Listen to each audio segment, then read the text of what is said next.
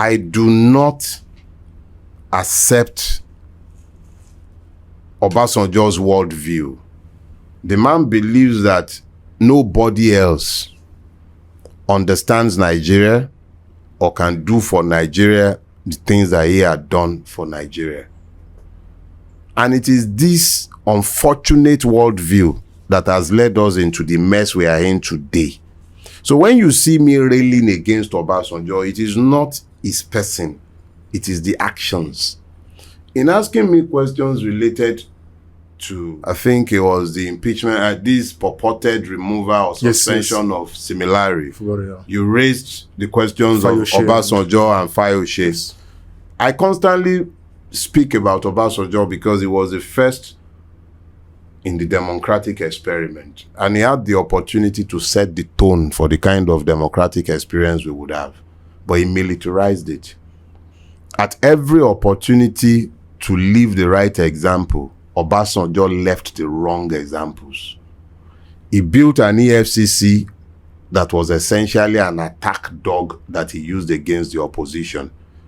He preached and railed against corruption, but he enabled it in his worst forms.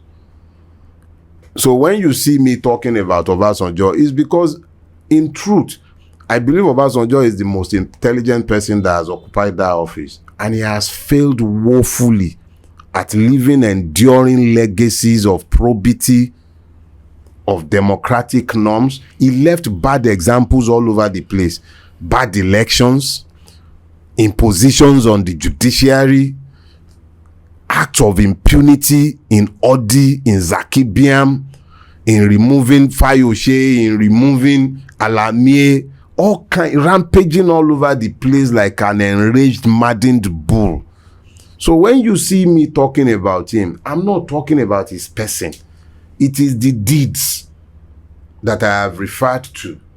So if a man has acted in a manner that is suggestive of a person who has the utmost disdain for the rule of law, something that I cherish, how could I possibly speak of him in terms other than those describing him as exactly what he is? Obasanjo is the most intelligent person to have sat in that office.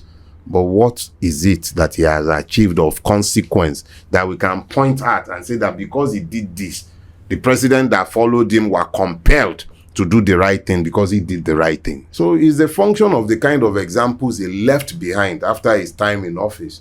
8 years in office. What is the enduring legacy?